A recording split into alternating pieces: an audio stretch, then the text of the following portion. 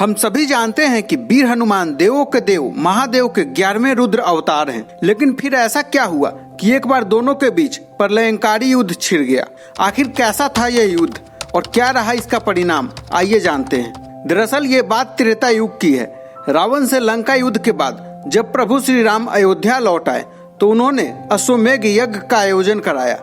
इस यज्ञ का नियम होता था कि यज्ञ करने के बाद अश्व को स्वतंत्र विचरण करने के लिए छोड़ दिया जाता था, जिसके पीछे यज्ञ करता राजा की सेना होती थी। जब यह अश्व दिग्विजय यात्रा पर जाता था तो स्थानीय लोग इसके लौटने की प्रतीक्षा करते थे। इस अश्व के चुराने या इसे रोकने वाले राजा से युद्ध होता था। अगर यह अश्व खो जाता तो दूसरे अश्व से यह क्रिया एक बार फिर आरंभ की जाती थी। उदाहरण के लिए जैसे एक बार लव और कुश ने अश्वमेघ के अश्व को रोककर श्री राम को चुनौती दी थी और तब हनुमान जी को युद्ध के लिए भेजा था। लव और कुश से युद्ध के दौरान हनुमान जी समझ गए कि वे कौन हैं और उन्होंने खुद को लव और कुश के हाथों बंदी बनवा लिया था। तब बाद में लक्ष्मण आदि युद्ध करने गए और परास्त हो गए तो अंत में श्री राम आए थे। चलिए अब आते हैं मुख्य कहानी पर। इसी तरह जब श्री राम ने एक बार अश्वमेघ यज्ञ किया तो यज्ञ का घोड़ा घूमते घूमते देवपुर नाम के नगर में जा पहुंचा।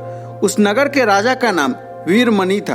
वीरमणि भगवान शिव का परम भक्त था, इसलिए देवपुर की रक्षा स्वयं भगवान शिव करते थे। वीरमणि के पुत्र रुक्मागंध ने जब यज्ञ का घोड़ा देखा तो उसे बंदी बना लिया। यह बात जब घोड़े की रक्षा कर रहे शत्रुघ्न को पता चली तो उन्होंने देवपुर पर आक्रमण करने का निश्चय किया। शत्रुघ्न और राजा वीरमणि की सेना के बीच भयंकर युद्ध छिड़ गया। हनुमान जी भी वीरमणि की सेना का संहार करने लगे। श्री राम के भाई भरत के पुत्र पुष्कल ने जब राजा वीरमणि को घायल कर दिया तो उनकी सेना अपनी जान बचाकर भागने लगी। कथा के अनुसार जब भगवान शिव ने अपने भक्त का यह हाल देखा तो वे भी उनके पक्ष में युद्ध करने लगे। भगवान शिव को युद्ध करते देख शत्रुघ्न भी वहां आ गए। दोनों के बीच भयंकर युद्ध होने लगा। भगवान शिव ने अपने पहले अवतार वीरभद्र को पुष्कल से और नंदी बाबा को हनुमान जी से युद्ध करने के लिए भेजा। वीरभद्र और पुष्कल का युद्ध 5 दिन तक चलता रहा। अंत में वीरभद्र ने पुष्कल का वध कर दिया। ये देखकर शत्रुघ्न को बहुत दुख हुआ। शत्रुघ्न और क्रोधित होकर शिव से युद्ध करने लगे। उनका ये युद्ध 11 दिनों तक चला।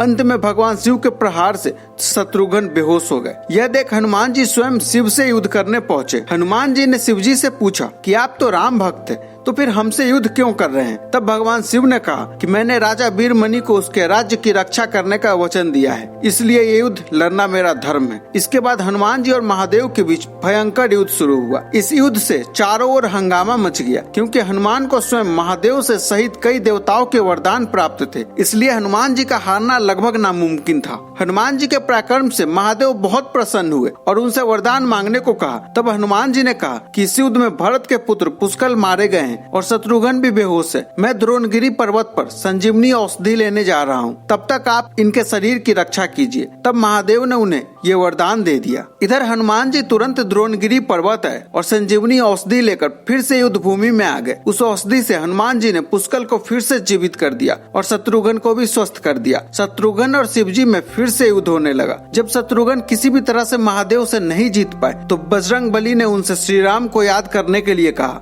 शत्रुघ्न ने ऐसा ही किया, जिससे श्री राम तुरंत युद्ध भूमि में प्रकट हो गए। श्री राम को आया देख भगवान शिव भी उनकी शरण में चले गए और वीरमणि आदि योद्धाओं से भी ऐसा ही करने को कहा। वीरमणि ने यज्ञ को घोड़ा भी श्री राम को लौटा दिया और अपना राज्य भी उन्हीं को सौंप दिया और इस तरह इस युद्ध की समाप्ति हुई। तो दोस्तों, यह थी हमारी आज की कहानी। आपको कैसी लगी हमें कमेंट करके जरूर बताएं। साथ ही वीडियो को शेयर और लाइक करना न भूलें।